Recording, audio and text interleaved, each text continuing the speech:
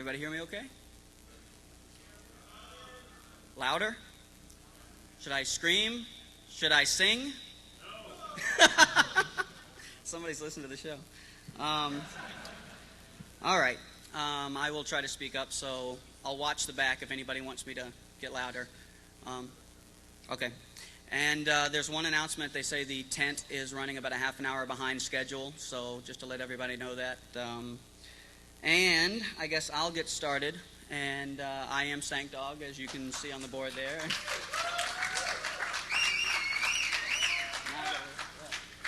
Great, now I got to live up to that. And this presentation is on hacking Google AdWords. And let me clarify right up front, this is not Google hacking. I think Google hacking's kind of been done to death, and I think everybody in here knows what Google hacking is, and we can make databases and lists of stuff all day long. That's not what this is about. So just to say that up front. I got interested in this and started doing research on AdWords in general just because I was curious as to how it worked. I wanted to see if we could get publicity for the magazine and for the website. Not really an advertising thing exactly. I just kind of wanted to see how it worked and do a little bit of research on it. So I figured, what the heck, I dropped 20 bucks on it.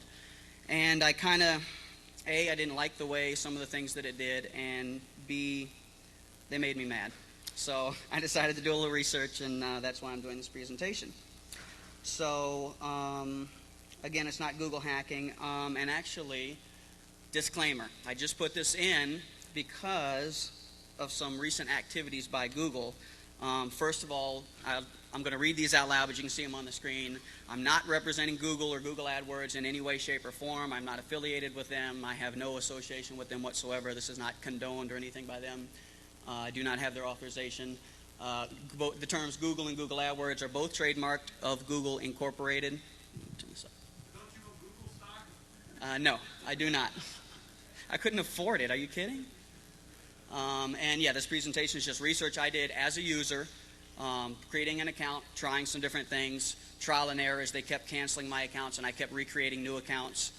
And we went this whole back and forth game. So that's how most of this stuff came about. So I wanted to put that up because, as you can see on the next slide, very recently I've had some activity with this. On the 10th of June, where this presentation was listed on the DEFCON website and on my websites and things like that. And shortly thereafter, the end of June 31st, Google AdWords changed their terms of service. And they make it very clear that if I want to use the terms, I have to say trademark. So that's why I put that in there, to make sure I'm covered from a legal standpoint. And then again on the 15th, which was a couple weeks ago, they sent out an email saying that they're actually changing some of the characteristics of the AdWords program. So I have made some updates. There's some extra comments in these slides from when I created them, some things that have changed, and I will refer to those when the time comes. For the most part, everything's still fairly accurate, but they are in the process of changing it, which is actually going to be, it's a good thing. So that's really what we want them to do. So to start off with, I'll try to go through this quickly because I know everybody in here kind of doesn't want to hear the what is Google AdWords stuff, so I'll just go quickly through this. First of all, it's just an advertising program. Its biggest competitor is Overture, which is the one that's used by Yahoo and MSN. There's a lot of other ones out there. They all act pretty much the same. It's a pay-per-click system. And pay-per-click, if anybody doesn't know, you might want to hit the exits because it's pretty self-explanatory. You pay every time somebody clicks on one of the ads. There are a couple other terms that I want to define in here. Impressions. Impression is any time an ad gets shown on a page. Again, kind of self-explanatory, but we're going to refer to these later on in the presentation, so keep them in mind. An impression is any time the ad actually shows on the side of the screen, and we've got some screenshots coming up to show some of these. And again, a click-through, self-explanatory, is when they actually click through it. And there's one other term that they use. It's called a click-through ratio, which, once again, common sense tells you that's out of how many ads get shown, how many do you actually click through. So, yeah, we'll zip through that real quick. It's a customizable system, of course, and it's used by Google, obviously, but also by Gmail. You see the ads in Gmail. That's also pulling from this, from Google Groups. Google AdSense also will pull from these now. And a lot of outside sites, and this is an important fact to keep in mind also because, and I'll refer back to this when it becomes appropriate, but it's Google AdWords program, but it's not only on Google or Google-owned or affiliated sites. They, of course, sell this out to other companies like Ask Jeeves, for example. It's one that I've noticed them on.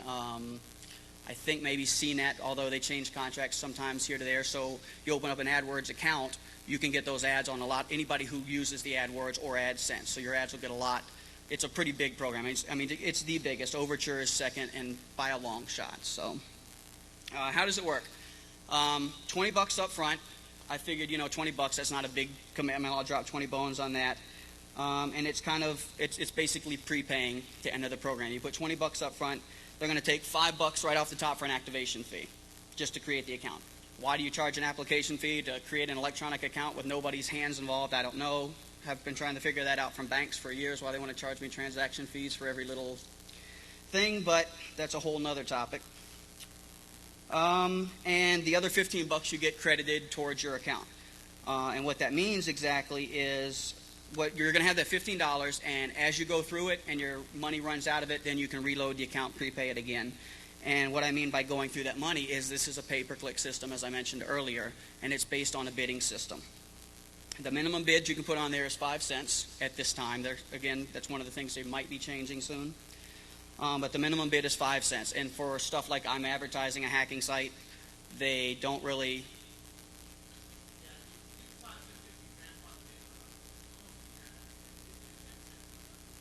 Overture is 10 cents. Google AdWords is 5 cents. I created my account 6 months ago or so. So if they've changed since then, yeah, I wouldn't...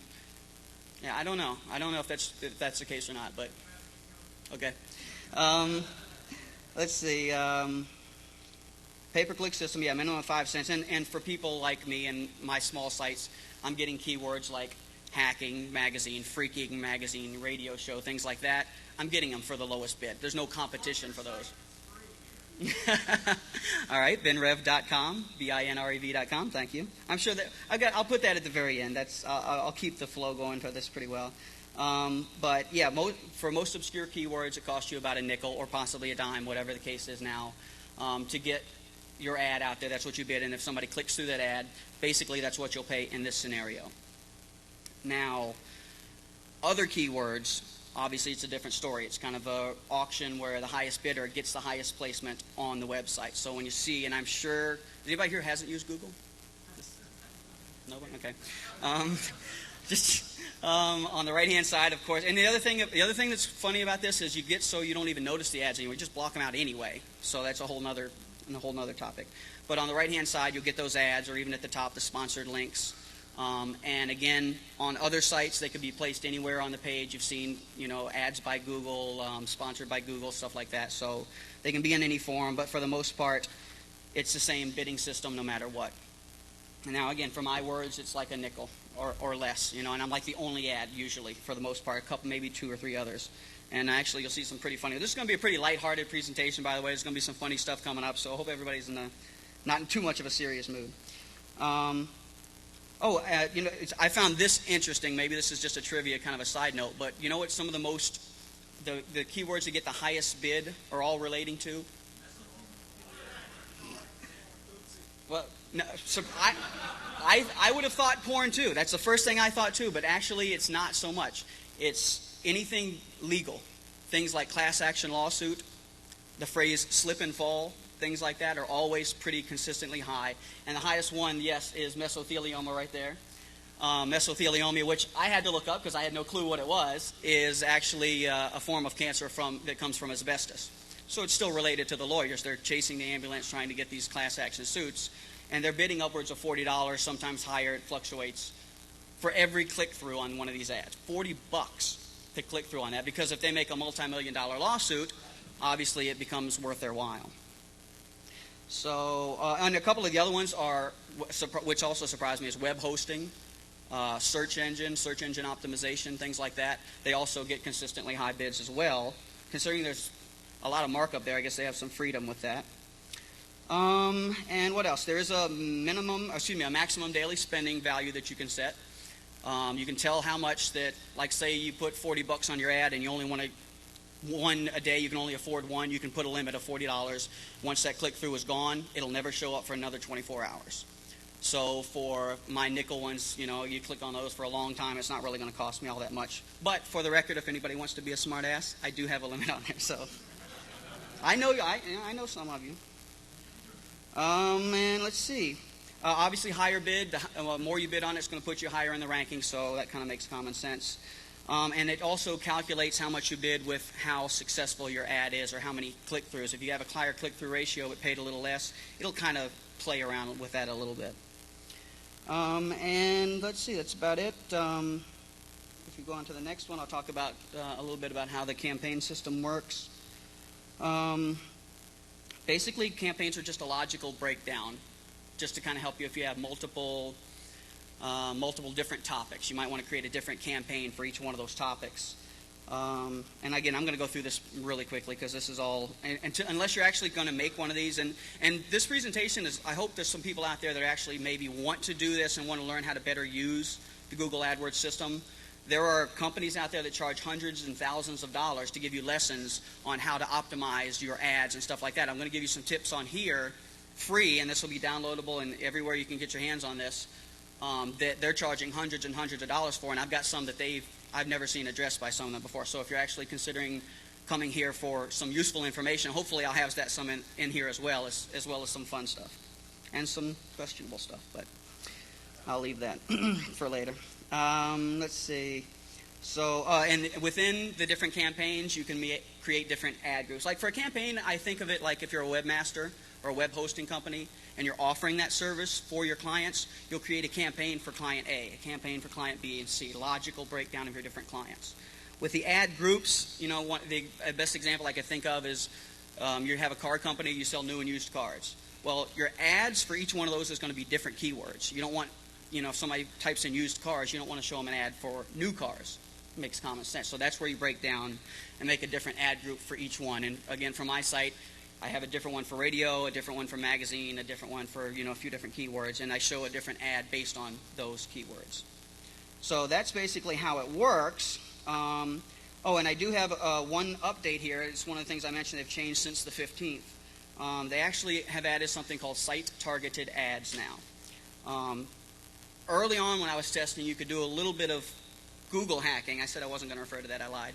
You do a little bit of Google hacking to kind of limit it to a site, a particular site with a site colon, to kind of target your ads a little bit. Very mixed success. Well, now they have something called site-targeted ads, where you can go in there and they give you a list, which is actually kind of interesting. They give you a list of everybody that participates in their advertising program, which you can't really find that information anywhere. But when you go in there, you put in a few keywords or an example site, and you will get a list of sites that they think are associated with that. So I put in Hacking Magazine. It might come up with a bunch of different security sites, hacking sites, et cetera, et cetera. So it's kind of interesting to see. This gives you a list of people that are using AdSense or that are paying for their program. So that's kind of interesting information. You can know what your competition, are they using AdSense? And if so, what keywords do they have associated with them? You can kind of go work backwards and kind of reverse engineer, for lack of a better word, kind of work backwards through the system to see what your competitors are doing. So that's kind of interesting. But what's the problem with this? Okay, so now we get into some of my, I'll try not to rant. Again, people who know me know I can go off a little bit. I'm going to try to keep that down. But basically I have some problems with the way they run the thing. And some of these, again, have changed for the better. Basically, it's they killed me a couple times with something called reactivation fees. So again, $20 up front, $5 to get it started. You only got $15 credit. It doesn't go too awful far. Well, it goes pretty far with a nickel a pop. But what happens is that click-through ratio I mentioned earlier, which is the percentage of people that see the ad that click through the ad, you have to maintain a click-through ratio of 0.05. Basically, you have to get one click for every 200, I think it is, 0.05%. And if you don't, they will do something called slowing your ads. Well, the problem with this, what made me mad, is I go in there, I set up my account, I'm a noob, I don't know what I'm doing, I'm setting up keywords. I come back the next day, I've got a couple hundred hits on the site, and it generates a lot of hits, no doubt about that. But the click-through ratio wasn't high enough, and they had slowed my ad. And slowing it means they're not going to show it to as many people because you're not performing well. Even though there's no competition and there's nobody I'm competing against, I'm not performing as well as blank space, apparently. Thanks a lot, Google. I appreciate that. So let's see.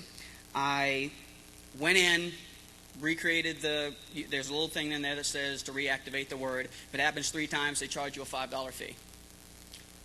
So I got real mad because I was having to go in every day, sometimes 2 or 3 times a day, and reactivate my ads so that they don't give me that $5 fee or take the ad out of my keyword list, because if it goes to slow, then I keep getting these fees. So that kind of made me mad, first of all.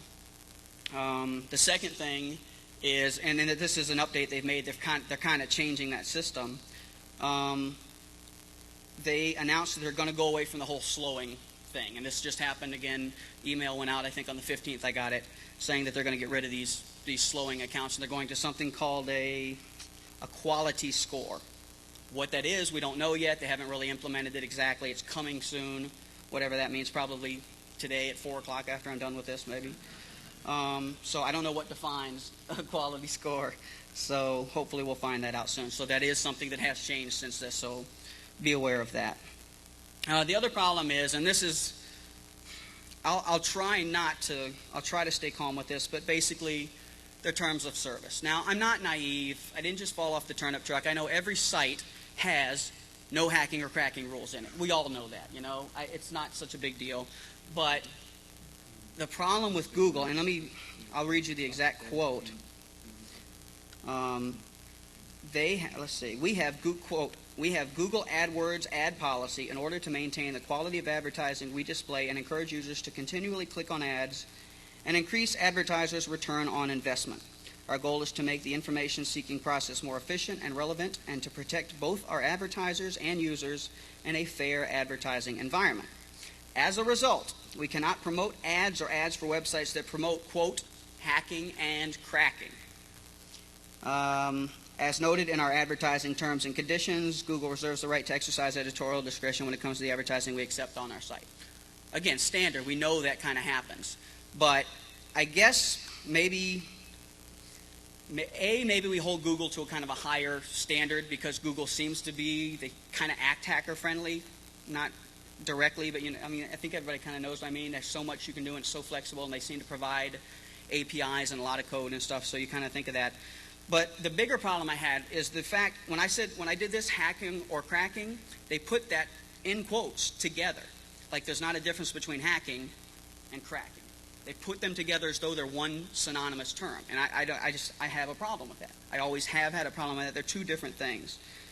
So I did email them and tried to explain the difference to them that it's a hacking site, but we don't promote cracking, we don't promote illegal activity or anything like that on the site, in the magazine, or in general. I know some people think it's a lost cause to fight that fight for the word hacker, but I don't give up that fight. I keep fighting for that. It doesn't always work, as I found out, but so yeah. And the other thing is, like I said, we kind of hold Google to a different standard a little bit. We probably shouldn't. It may not be fair, but they have this hacker. And everybody's probably seen this joke before, right? They have on Google in their translation services a language called Haxor as one of their languages. Now, how are you going to have that on there? That's hypocritical to have that on there and promote, first of all, it's at our expense with the whole lead speak thing. And yeah, don't bring up my article from 2600. I don't want to hear that. But they've got stuff like this on there, and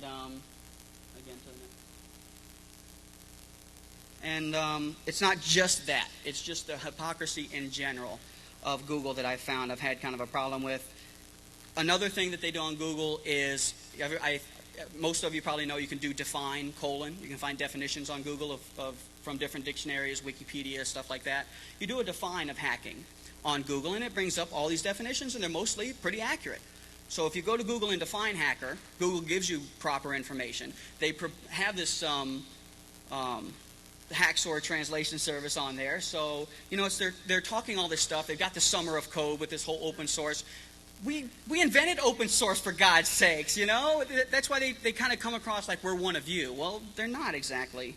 They're not at all, really. But again, I'll back off. I told you I'd try to stay away from the rants on this. I don't know if I can pull that off. So, and this is the one that really made me break down is the next thing that happened. Well, first of all, I can't advertise the word hacking, but I think everybody's seen eBay and Amazon all the time. Everything that you search for, they can use the word hacking. but I can't. I get a warning letter saying that it's against their terms of service. But if you do a search for hacking radio, you'll say, buy hacker radio on ebay.com, stuff like that. Buy used human hearts. Was that when that was in the forums one time? Buy used human. How do you buy a used human heart? I don't want it if it's used. And how do you get a new one? Man, stem cell. I don't know. Get controversial on here with the stem cell. Back away from that. But yeah, so I wrote it. They have something called a keyword tool suggest. This is the thing that made me mad, that I started arguing with them, trying to explain them what's going on. They have something called a keyword tool suggest. When you put in a keyword, what it does is it looks through to see what other keywords are related to it. So like if I did used cars, for example, it might pull up a list of makes, or look what other people are advertising used cars and give you suggestions of what works for them or what gives them click-throughs. Well, I put in, typical words, hacking, freaking, stuff like that. It comes back and gives me suggestions. Why don't you try Security Magazine? Why don't you try Freaking Magazine? Hey, good idea. Thanks a lot, Google. I appreciate that. And I put those in there. Next day, cut off. Terms of service. You can't use those words. Why'd you tell me the words were there if you're not going to let me use them? That's ridiculous. And that, honestly, that kind of stupidity made me mad, and that's why I actually sat down. That's the trigger that made me sit down and do this presentation. So,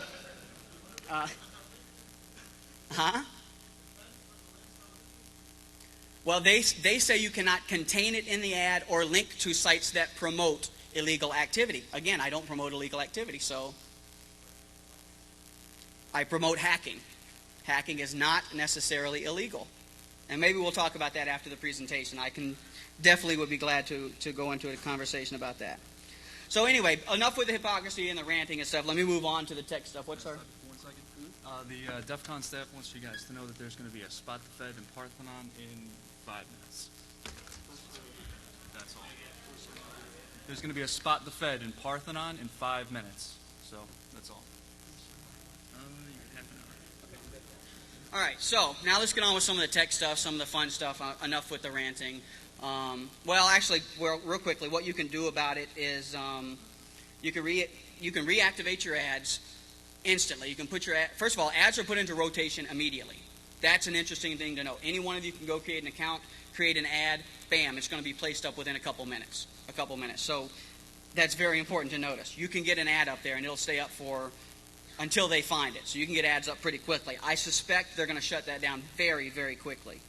The other thing, and this is I laughed out loud when this happened to me. What they do is, if your ad does get banned, like for example, my ad said Hacking Magazine, radio show, the revolution will be digitized. That's all it said, and a link to binrep.com. And it's part of the presentation. I'm not pimping here. So, I put that in there, and they sent it back saying you have the word hacking in the ad. It has nothing to do with what it linked to. It's what's in the ad. So they didn't like the word hacking. So I changed it to security. Okay, fine, whatever. Whatever will get through your system. And that went through. They approved that, no problem. So it wasn't the content of the site exactly. It also probably depends on who's sitting at the keyboard and says, I don't want to approve him, or I don't, however many people they do that. It looks like it's human interaction, because sometimes it would be banned within an hour or two. Sometimes it would go for a week. So that's kind of interesting. Yeah, that's a good question. I get the feeling that it is done through human intervention. And again, and actually that's kind of another point is they claim that a human checks every ad before it goes up. But I know for a fact, I put ads in there, they're up within 2 or 3 minutes. Nobody checked that ad as soon as I put it up. They check it after the fact. They want you to get up and running quickly, which again, that's probably going to change, so enjoy it while it lasts. Might not be there when you get back from the weekend. So you can modify your banned ads by making one small change.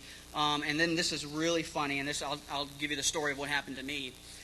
I kept going through this little game with them, because I'm stubborn. People who know me know that I can be pretty stubborn sometimes.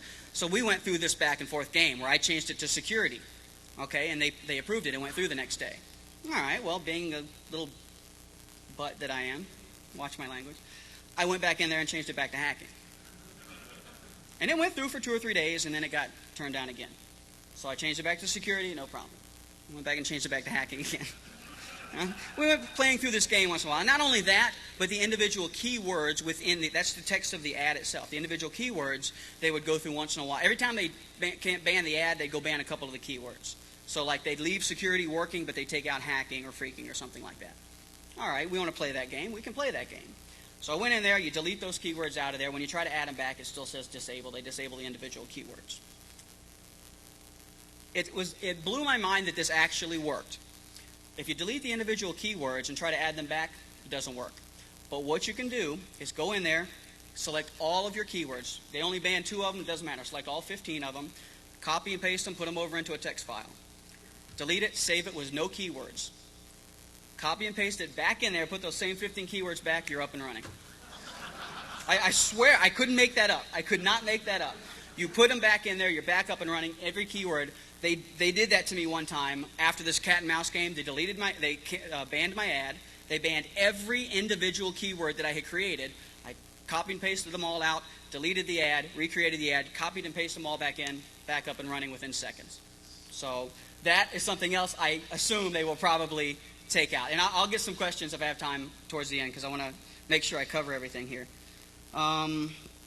So yeah, disabling the ads and the individual keywords and fixing it with cut and paste. So, and the daily limit I mentioned earlier. This is kind of, I'm not condoning this or saying anybody should do it. It's kind of sleazy, but you can click ads of people you don't like. If you're in the business world, it can get kind of cutthroat. People don't have morals in the business world. You want to go over, and if you work for Ford and you want to go to click the Chevy's ads and make them pay for those clicks, when you run out and hit your daily limit, your ads stop showing. They do not show your ads anymore for that daily limit for the next 24-hour period. Now, there is kind of a caveat to that. They do have what they claim click quality, they call it, that's supposed to prevent fraud. Like basically, they check your IP address. I'm speculating, of course. I don't work at Google, so I don't know what they do. But it seems like they probably will check your IP address. If you click 20 times in a row from that same IP, they probably know that that's invalid. I think everybody here probably knows what a proxy server is. I'm not going to go into a presentation of that, so I'm not going to go off into that tangent. But a proxy server, even in that, I don't know. I won't say not in an offensive way, but I don't know how smart Google is. Sometimes they do great stuff, sometimes they don't. So they may be smart enough to even watch for proxy stuff, especially if it's repetitious. You keep hitting it over and over in a short period of time. All it takes is a very quick Perl script, go through proxies with a random timer every 5 to 10 minutes, click. That's going to be pretty hard to detect. It's going to be really hard to protect. So, and still, it's in 24-hour periods, so you can still get a lot of hits. They're going to end up paying a lot of money for it. So, again, don't do that. It can be done, but don't do that. And if you try to do it to me, let me remind you again, I have a limit. And it's really low, so you're not going to do too much. So, yeah, they claim that they have humans that try to check for invalid clicks. You know, again, I don't know how accurate that can be because, I mean, we all know how big Google is, and Google AdWords is the biggest advertising program on the global interweb. So I don't think they're going to be checking. They have too many customers and too many ads. I think that they can check all that stuff. So, yeah, so theoretically, again, since the ad goes up right away, you could put up an ad, watch me and my girlfriend have elite cyber sex, and it'll go up there, get people to your website for half an hour before they ever cancel it. I actually had an ad up that was like a week that had the word hacker in it that they never got around to doing. So it's hit and miss how often they'll leave stuff up. But you can put up just about anything for a short time period. And you can use words that are invalid because of that. So I think that's pretty much self-explanatory. But you already have to babysit it. Well, again, they're changing this. I felt I had to babysit it every day anyway. So I was going in there making all kinds of keywords just to mess with people, just to do funny stuff. And that's how I found out. We're going to get into some of the screenshots and some of the actual techniques now that I found. Some of the stuff was mostly just playing, just to see what I could do. I have to go in and babysit anyway. I might as well go in there. So we'll move on to some of the tricks. And this is one of my favorite ones. And then this is the kind of stuff, a couple of these things we're going to talk about now is some of the things that they charge you a lot of money to optimize to get your ads to the top. It's really, a lot of it comes down to click-through ratio and using the proper keywords. One trick I found, and it was purely by accident, mesothelioma.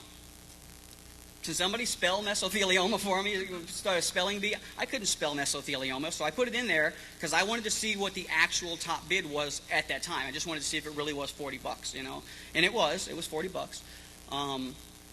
I put it in there, but I spelled it wrong. So when I went in there and was searching for my ad, I'm like, why are there only like 2 ads? Because this is a huge thing. There's usually pages of ads. And I'm like, oh, I spelled it wrong. And then I went, wait a minute. I wonder what happens if I intentionally misspell things. Kind of backing away from the mic there. What happens if I intentionally misspell things? This is a great technique. People misspell things all the time on Google.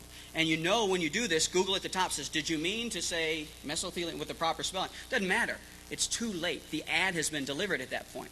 So I put in the incorrect spelling of mesothelioma, and you'll see that this $40 ad comes up. Now, there's a couple other people that might have legitimately misspelled, but for 5 cents on a $40 keyword, right there, I got this ad cheap. All I did was misspell a word, and I saved $39.95. So it works. I don't. So there's proof. I don't make this stuff up. I told you this would be fun. Some of this stuff's good stuff. Let's see. Oh, and actually, for logical purposes, if you just want to play with that and track it, I would make a separate ad group, like we talked about earlier, logical unit, with misspellings to see how they perform. You might be really, really surprised. Because people are obviously looking for that particular thing, and if you're the only ad they see, you might actually get a higher click-through rate on misspellings, which is kind of ironic. Another thing is to use proper names. This is kind of, most people probably would have thought about this, but like if you work for Coke and you want to get somebody who's searching for Pepsi to see your Coke ad, use Pepsi's name. There's copyright issues here, and I think there's been cases in the past. There's nothing that stops you from doing it. If you work for Ford and you want somebody searching for a Chevy S10 and you want to put in an ad for your Ford truck or whatever, something like that, you use those opposite keywords to get the people to see your ad. So keep that in mind that you can use stuff. And this example, now this is not a very good example of that, but I just to prove the point, I put in America Online as my keywords, and you see owned by the DDP ad comes up. Now, I really, no offense to any AOL users, but I really don't want the AOL users, so I just put that up just as a proof of concept that this actually works.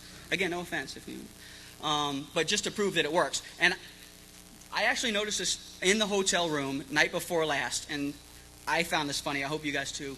Totally by coincidence. I did this as a proof of concept just for the fun of it. And you see my ad over on the side. The one above it, again, eBay. They get every keyword, no matter what. But notice what the AOL at the top, the sponsored link. They're paying for that. If you click through that, AOL pays for it. But look at the first actual search result. It's AOL. Why are you paying to get the top spot and being charged for a click-through when you're already number one on the list? Where's the logic in that? So make sure you always click on the one that charges them. Well, no, I'm sorry. I didn't say that. I didn't say that. I did not say that. Make sure you don't. I misspoke. I'm sorry. What else? For example, I used the name of another hacking magazine to trigger ads for our hacking magazine, which I have a couple I'll give away at the end of the talk as well, and some stickers to give away if you want to come up afterwards. And again, AOL, so I mentioned that. So some other tricks, use Google hacking techniques. Now this is kind of funny. Somebody might want to go over to Johnny Long 7 o'clock tomorrow and let him know that this can happen. But basically you can use Google hacking techniques to catch people that are Google hacking. Google AdWords techniques, excuse me. All it's really doing is searching for a literal string. And I just picked one example, a very common one, finding index of password to find password files. And notice that it triggered my ad over there. You can actually trigger people and find people that are Google hacking. If they put that in and try to find it, I just triggered an ad for them. So you can actually catch people, especially, and again, the new site targeted thing is very new. But if you start site targeting it, and you see who's attacking what site with what Google hacking techniques, which is kind of an interesting combination. So it'll be interesting to see how if they do anything about that. Also, let's see. It's actually, if you go back, if you think about, this is just, again, a made-up example, but I came up with the idea of, wouldn't it be funny if you put an ad over there to like a coupon code or something on your site, or a secret URL that you don't publish anywhere else that and basically set up a honeypot using Google. Anybody that's hacking Google, anybody that comes to that site, they got there because they were trying to hack your site. They got this coupon code because they were out trying to get into your site and you gave them this coupon. So you really set people up and really draw them in. And entrapment, I guess is the word. It's honeypot. Honeypot is different. So the next thing is data hiding, which is could be a whole presentation in and of itself. I'm just going to skim over it. It could be a very in-depth topic, but it can be as simple as passing a hidden message to somebody, giving them the keyword to search for on Google, And, I mean, if you see that's a big 80, I don't know how many characters. This is a message for DEF CON attendees only. Improve. I didn't get any hits because, that's not a keyword. That's not out there somewhere. But it did trigger your ad. You can use any gibberish, any kind of string, any characters that you want up there and deliver a hidden message. The only person that's going to know who's going to accidentally type in, this message is for DEF CON attendees only as proof of concept of whatever I wrote there? Not many people. So you can pass just plain text hidden messages that way, which is kind of an interesting thing. Who knows if people are already doing that? I don't want to use the T word at a hacking conventions, but anyway, terrorist. Who knows what they could be doing? Anyway. Come on, some of you didn't know what I meant by T-word. I had to. Okay. So yeah, passing messages right under the public's nose. Again, unless they know what they're looking for, they're not going to accidentally stumble. So it's fairly safe. Again, you probably don't want to put passwords or anything, credit card numbers, anything stupid like that on it. But if you wanted to pass secret messages to people, keep in mind it's an 80-character limit to the keywords. So you might be able to put maybe a public key or something like that in there, or it could be a password with no URL. The person has to know the URL ahead of time, and if you change the password, they just always know to go look here, for example, things like that. Or just any kind of secret key. I'll leave the application to you. But there's a lot of stuff. I mean, I'm sure some of you can already kind of think about it, but not that I condone this word or zero-day announcements. What's that? Juarez? Where?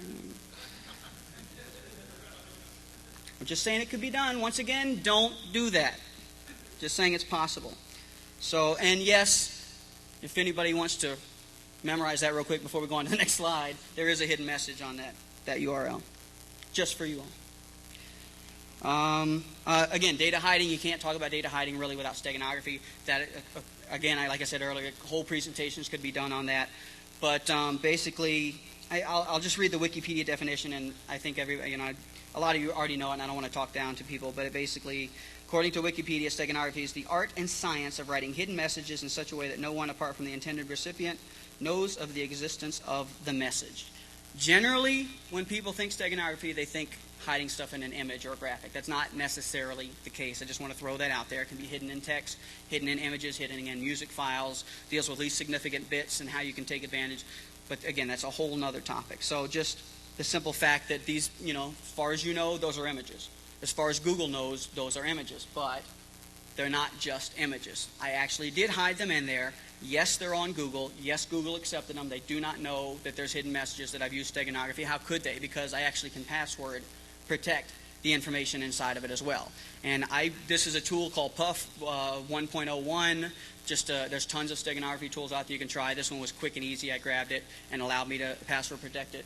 And you can see that is pulling stego.txt, a file that I created and inserted. And if you press the key, you'll see that basically it's just a little text file that I put inside of the image that says DDP owns Google AdWords. So once again, it works. Also, I don't know if anybody else is the level of geek that I am, but yes, if you count, you see it says 24 bytes. If you count the letters, and a blank space is a byte, for those of you, there are 24 there. So that is, I didn't fake the picture in any way. There's your proof that the kind of a checksum there, if you will. The only other thing is there is a limit to 50K for the image size. So keep that in mind. You can't, upload an ISO or anything like that hidden inside of a graphic or anything if you're thinking all crazy like. Well, a small ISO maybe. Let's see.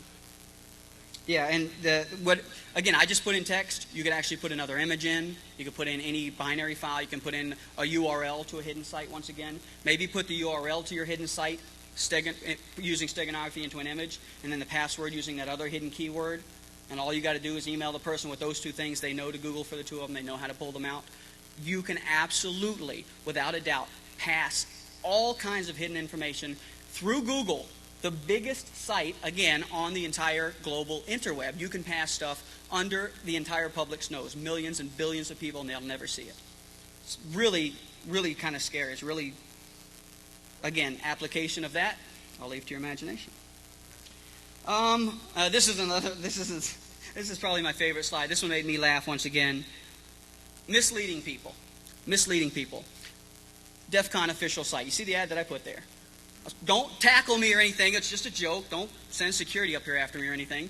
DEFCON official site. I swear, on the DEFCON official site. It even says defcon.com on the ad. You see there on the right. On the left-hand side, you see, and this is just built in.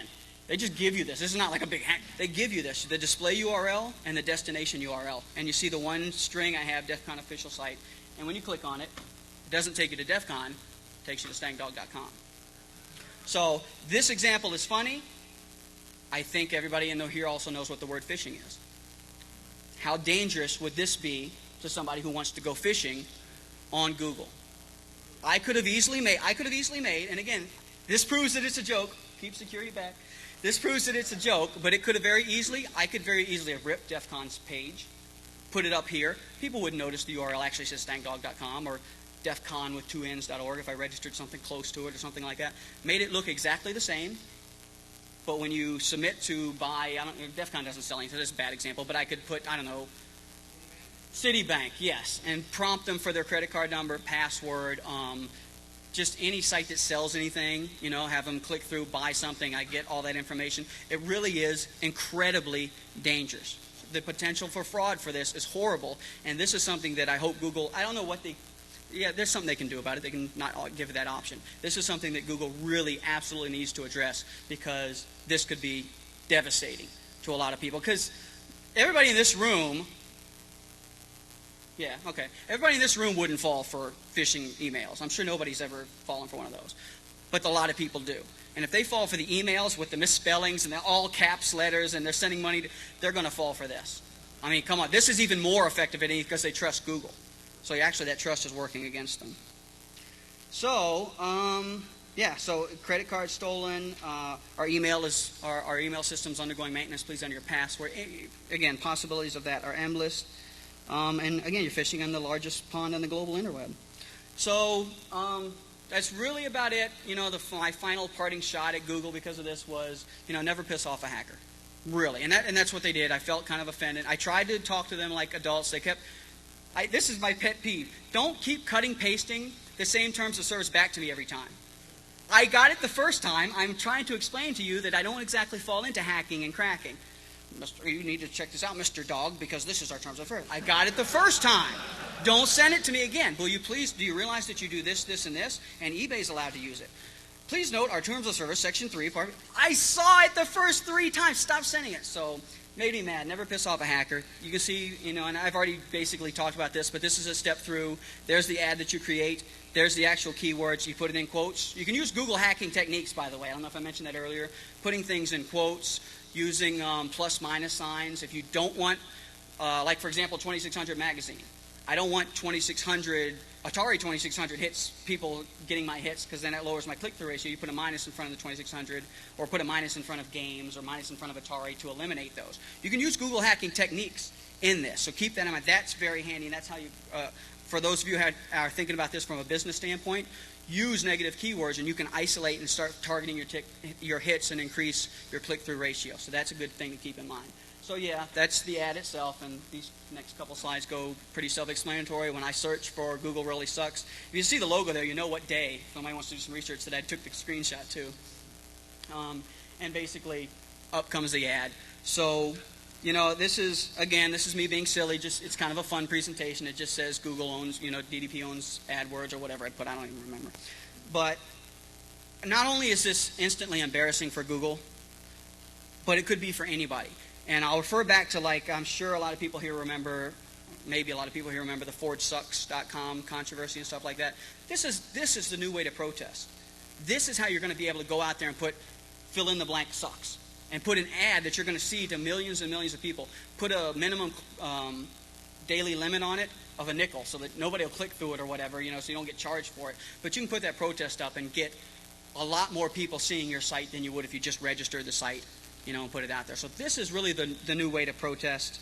I was thinking, I don't know how much you could get in that little space, but remember the DECSS where they wouldn't allow you to share that code, that information. Go out there and put it on Google. I mean, you can't stop. I have a phrase I use on the show a lot that I'm not going to do up here, but you can't put stuff back in the horse, is my saying I say on the show a lot.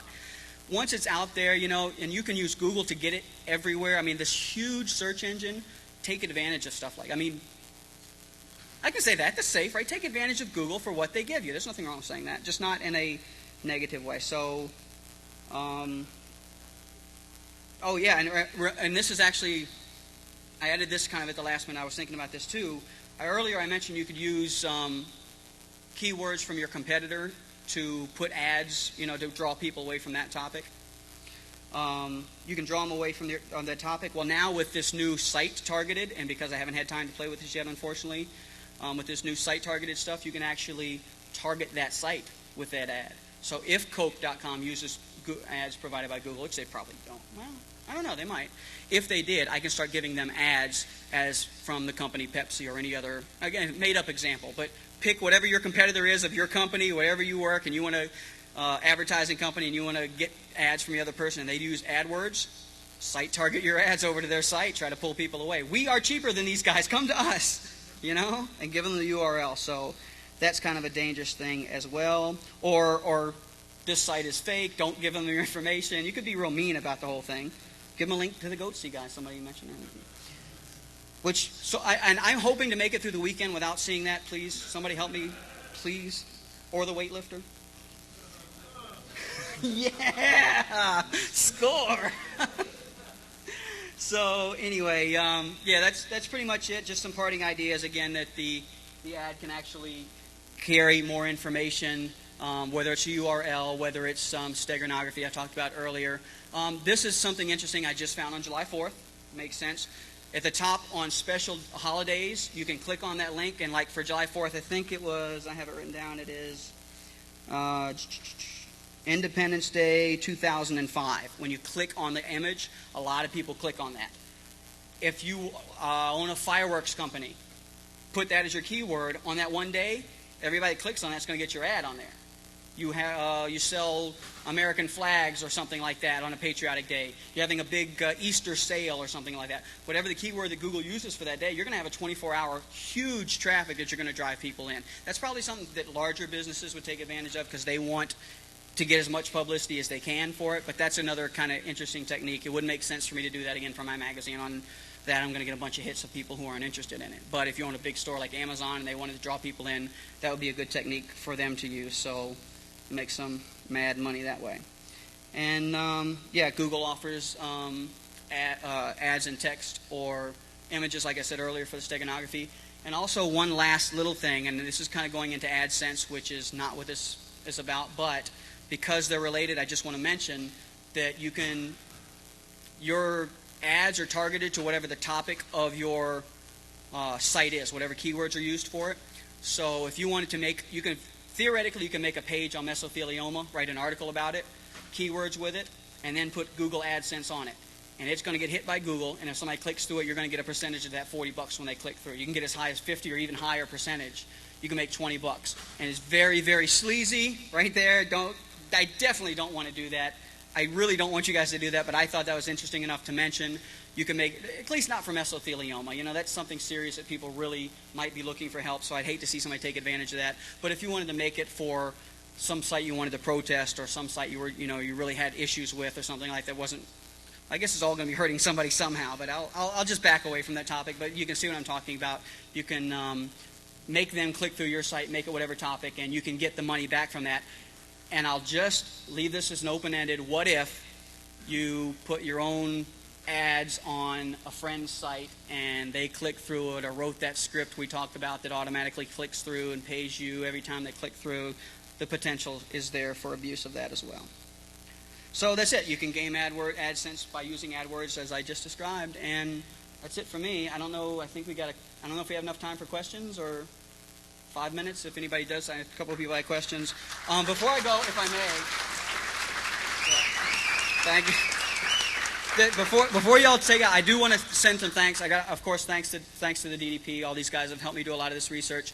To Decoder, if anybody knows Decoder, I'm still thinking about you, Decoder, and I know you might not see this for a long time, but I'm still looking out for you. Everybody at binrev.com. There's the pimp for the site I was looking for earlier. binrev.com is the main site. StankDawg.com, my personal, if you want to go check any of those out. To DC 305, my local DEFCON meeting, FL 2600, my BinRev 561 meeting, some of which are here today. And again, required by Google, I am not associated. Google AdWords is a trademark of Google Incorporated. I am not affiliated with them. Please don't sue me. Does anybody here work for Google? Like you'd admit it anyway. So that's it. Don't be evil. Thank you very much.